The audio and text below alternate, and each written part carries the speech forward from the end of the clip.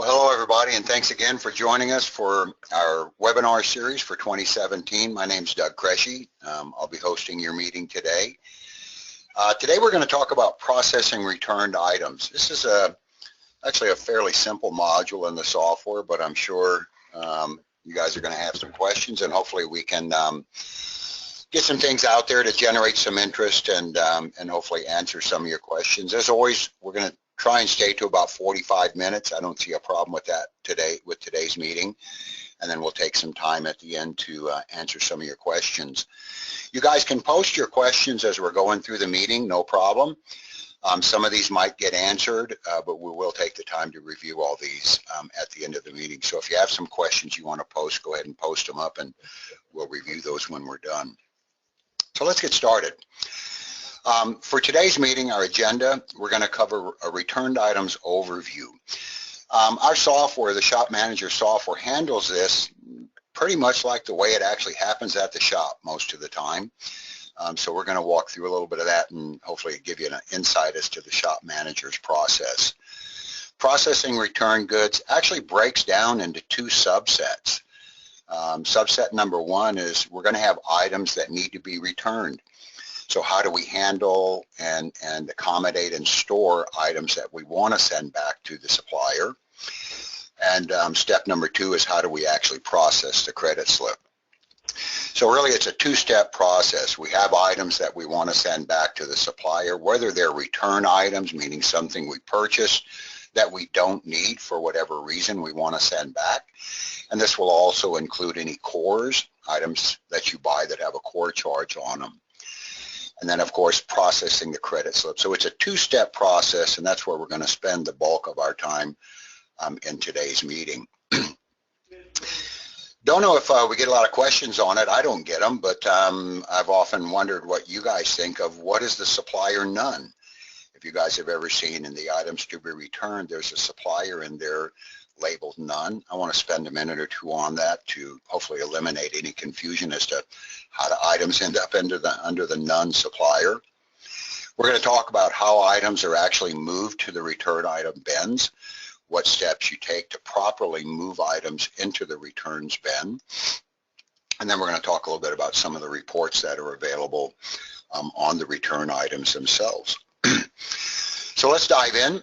Return items overview. Let's take a little bit of time to talk about how Shop Manager actually works with these and some of the philosophies behind the development. First of all, most shops are going to have some sort of physical return bin for each of their suppliers, where items to be returned and cores are awaiting pickup by the supplier. I mean, I've run shops. I've been into several shops. The organization is they will have a specified area, whether it's a bucket, a bin, a shelf, and by supplier, they'll normally identify these items are to go back to these suppliers, whether they're cores or return items. In the Shop Manager, the return items to be returned module of the Purchases Manager organizes all of the returned items and cores by supplier.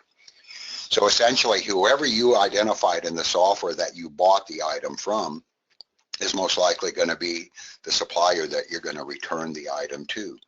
So in the software, each supplier that you buy from, let's call it a bin or an area, a shelf, whatever, where those items are specifically stored for those suppliers. Ideally, I maybe should have highlighted ideally, the contents of this module should match what is in the supplier's physical return bin. So what's in your software, hopefully, will match what's in your bin, the physical bin for the supplier. There's one little tidbit on this that we'll talk about a little bit later in the program on cores, because cores work a little bit different, and there's some tidbits that you're going to want to know on the cores. When the items are picked up by the supplier, use in the software the Create Credit Slip to move the items to the Return Items Credit Slip module. So that's two steps.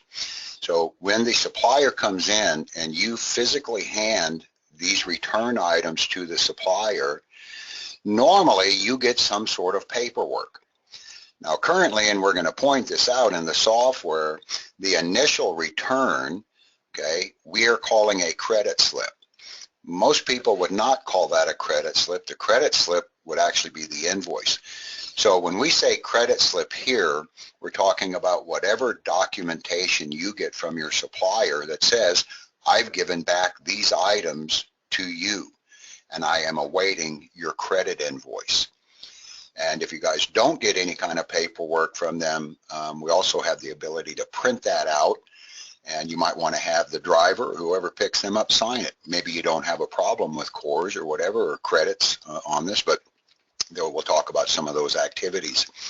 When a supplier credit invoice is received, when the supplier issues the credit back to you, then you're going to have the ability to update, making any corrections, changes, edits of any kind, which we'll show you, and then you'll post that credit slip to the supplier's payable account.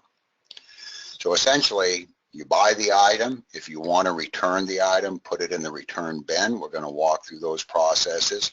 When the supplier actually picks up the item, when they have possession of the item, you're going to create a credit note, which we're calling a credit slip here currently. And then now you have a list of the items that the supplier has picked up, and then all those items would be in the bin awaiting the credit. So we're going to walk through all of these different activities. Accessing the return items from the main ribbon, select Purchases, Return Items at the left pane.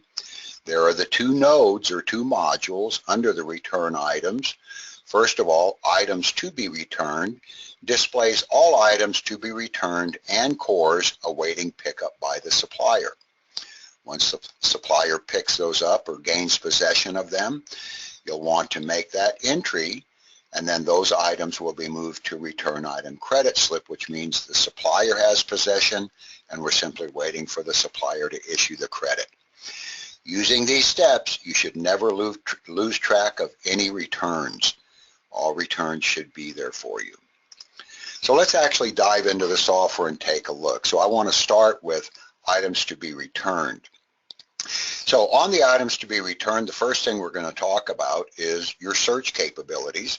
So I'm just going to bounce over to the software here. Off of the main ribbon, we're going to select Purchases. We're going to scroll down a little ways in the left pane to Return Items.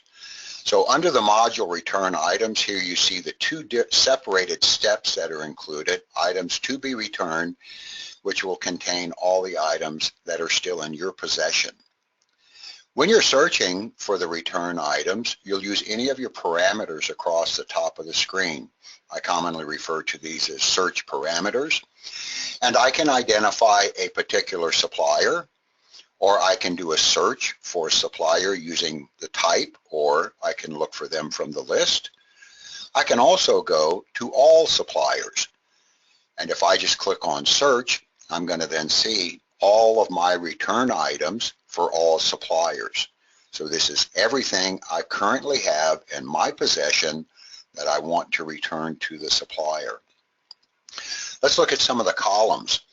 Columns provide really good information for you. So the date the item was moved to the return bin, the type, which could be part, or if I click on the column, it could be a core. Remembering from some of the previous seminars or webinars we've done that all of your column headers are searchable. So all you do is click on the column header. So like I said, we contain cores and parts to be returned. The source. Source is telling you where the item was returned from. A purchase basically means that that is a return straight from a work order where I've made a purchase. Okay, an inventory item would be a return from an inventory record. So you'll be able to see these. Another activity you'll see in source, and I'm not sure that I have any, but let me just take a look here. I'll just utilize the tools I have. Okay, and what I was looking for was a credit invoice. Whereas if you issue a credit to a customer for a return, then it would say credit. And then here you also see from a work order. So this item was deleted right from a work order. We're going to walk through all these sources and show you guys how that all works as we move forward a little bit. You'll see the supplier. You'll see part number if you've entered a part number. So you can see I have some items in my return bin that don't have part numbers. It's probably not a real good thing, because most of your suppliers are going to match your credits up by part number. I might have several oil filters in here, but which oil filter is it that I returned or want to return? As you guys probably know, all oil filters don't cost the same amount of money. So part numbers are pretty important back here. The manufacturer, the quantity that you have in your return bin, in this case you're seeing 10 quarts of fluid. Other items might have 2, and then of course they're single items. Your cost, the core, and then the total. If there are multiple items, in this case I've got 10 quarts at $1 per quart, so I've got $10 worth of value residing in my return bin. Now this is a very busy list, identifying all the items. And keep in mind, this is just a demonstration database. I'm sure you guys will have more items in this. So what I like to do with this is bring everything up, and then what I'll do is grab my supplier column, and as you see, I can drag any of the columns up and group by that column. So my preference is I'm just going to drag my supplier up. You see the 2 little arrows over here, right there, and if I bring that in, now I've organized everything by the supplier. So I'm looking at a list of all items in the return bin organized by supplier. So remember when we opened, we said most shops are going to have bins by supplier. And in the Shop Manager software, this is exactly what I'm demonstrating. An example, I've got 2 items going back to CarQuest, 9 items going back to Good Parts and On Time. If I want to view those 9 items, all I'll do is click on the plus sign here to the left, and there are the specific items for that supplier. And I can do that for virtually any of the suppliers in the system, okay, anybody I want to look at. So this gives me the utility to not have to continually back and forth on the search. If I wanted to, of course, I could go in here and say, I want the return items for this supplier only. And when I select that and complete my search, that's the only supplier that comes back. I may not need my grouping by supplier now, so I can just bring that back down, and now I'm looking at the contents of this supplier's bin. So everything for this supplier is now residing in this single bin. That's what we mean by organizing everything by the supplier. Let's talk about some of the options we have within the return items. Again, just to remind you, these are items that are still in my possession. They're still at my location. They haven't been returned to the shop, to the supplier. I still have the ability to organize any of these columns. Okay, some of them redundant, but I still have the ability to organize all of these items. To process these, normally what's going to happen is when the supplier then gains possession of these items, you're going to want to mark them so that you have everything organized. In this case, I can select a single item, or by utilizing my control click, holding down the control key on my keyboard and clicking on other items, I can grab individual items. I also have the ability to click on an item, hold down my shift key, and grab everything in between. So these are standard Windows utilities that you guys can use. So if I'm going to send all my cores back today to the supplier, Good Parts and On Time, then I'm going to want to mark that I've given them possession. This would be your selection, create credit slip. Although in the real world, this is not really a credit slip. It's more of a return slip. But keep in mind right now, it's just a matter of terminology. We've talked to the development team about maybe making this label a little bit different, but all it is moving forward to process the credit slip. So if these are the items I want to return, then all I need to do is go in and select the items first, create credit slip for anything that I'm giving back to the supplier. Now, these items, when moved to the return item bin, were processed under the supplier, Good Parts and On Time. But in the real world, accidents happen. So if these parts that I'm returning do not actually go back to Good Parts and On Time, I can easily select or change the supplier at this time. Probably means you've got bigger problems, but you still have the ability to change supplier on this screen. Credit slip number. Again, although we don't feel it's realistically a credit slip number, it's a return slip. It's still labeled as credit slip number. Now, there's a couple of scenarios here because I've talked to several shop owners that say, you know, I don't really get anything from the supplier. They just take the parts. That's probably not in your best interest because you're going to lose track of it at that time. If you get a numbered slip from your supplier where they've itemized these items, okay, then that's the number you should put in here if you get a numbered slip. If you do not get a numbered slip from your supplier, I would strongly encourage that you enter at minimum the date, 7/13/2017, and you know what I would do? I would even go in here and put who I gave these parts to, because often the delivery guys are the ones that pick these parts up. So you might want to go in there and make this entry. This gives you a record. This gives you a record to say, on this day, I gave these items to this person. Okay. We also have the ability to do printouts of these where you can actually have the driver sign off on this. So you have evidence that these parts were given. Maybe I'm just a little bit too cautious about these things, but I do know that there are tremendous amounts of money that are lost when you guys don't track your credits. So I'm going to return the items. I don't get a written slip, so I'm going to put the date, the driver's name in, okay, and I'm going to go ahead and process this credit. So place the listed returned items on credit slip number. Okay, and I'm going to say yes. I want to draw your attention before I click yes to the background. Notice the 4 items that I've highlighted, which are on this screen. And when I process this credit, those 4 items are gone.